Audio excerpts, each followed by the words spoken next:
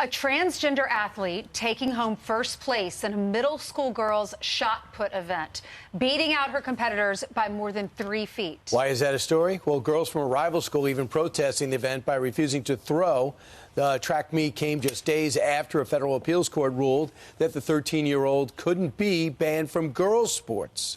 So here with reaction is celebrity fitness trainer Jillian Michaels. Good morning, Jillian. Hi, guys. Good morning. How are you? Good. So what do you think about this story? I mean, it seems to validate common sense. Okay. You've got two competing goals in sports, right? One is inclusion, which everybody can understand and get on board with. However, the second goal that's in direct opposition with inclusion in this instance is going to be a fair competition. And if that's your priority, if your overriding priority is going to be fairness over inclusion, you got to turn to the data. And the data irrefutably shows that biological males are 10 to 30% stronger, faster, have better endurance, better aerobic capacity across the board. Even if, like this child who went through the puberty blockers and takes estrogen, has been doing that since elementary school. Again, if we defer to the studies, and I sent several to your producers, which maybe they can put on the homepage, they show that even on puberty blockers and cross-sex hormones, the decrease in physical performance is, quote, trivial.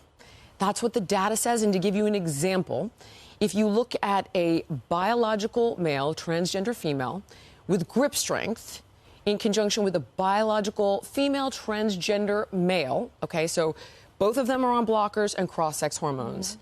The transgender female, the biological male's grip strength, was 17% greater than the female on testosterone and puberty blockers. Yeah, and this, when you talk about contact sports, you talk about safety, you're talking about volleyball, you're talking about soccer.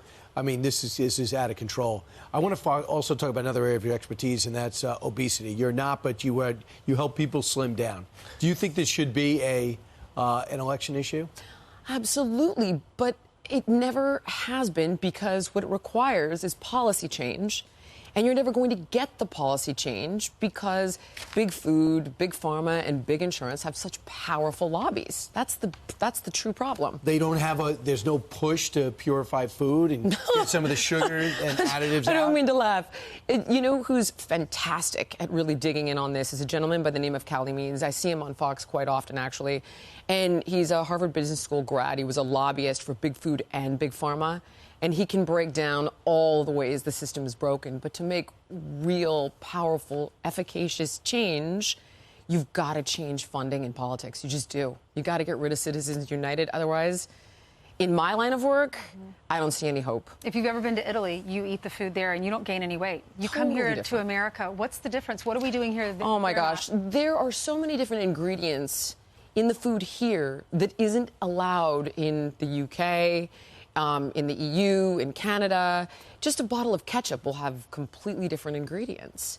So beyond, obviously, the fact that the system is set up to kind of for failure, right, to make us overweight. You know, they get us coming, they get us going. So the food companies make money on us getting overweight, and the pharmaceutical companies make money on treating the diseases associated with obesity. We do have self-agency, and that's the message that gets shut down constantly. We can opt out. It isn't more expensive to not drink the soda.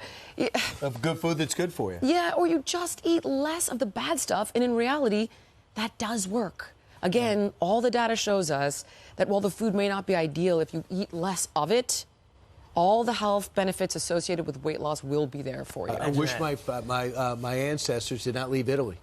It would be a lot better, it would be a lot healthier. You look like you're doing well, though. You look like you're doing okay. But we wouldn't have heard all your wonderful stories about your grandfather that had the eyeglass store, or your other uncle that we have a little problem here. His uncle invented camouflage. We definitely need a vacation. Well, America would not have camouflage if it were not for your family. That's what I'm saying. Who knew? In summary, Jillian, boys are stronger than girls on average, and if you make wise choices eating, you have less a chance of being obese. 100%. Common sense. It's all on the Keeping It Real podcast. Is that correct? Absolutely. All right. Thanks, Jillian. We end on a high note. Thank you, guys. All right, Jillian.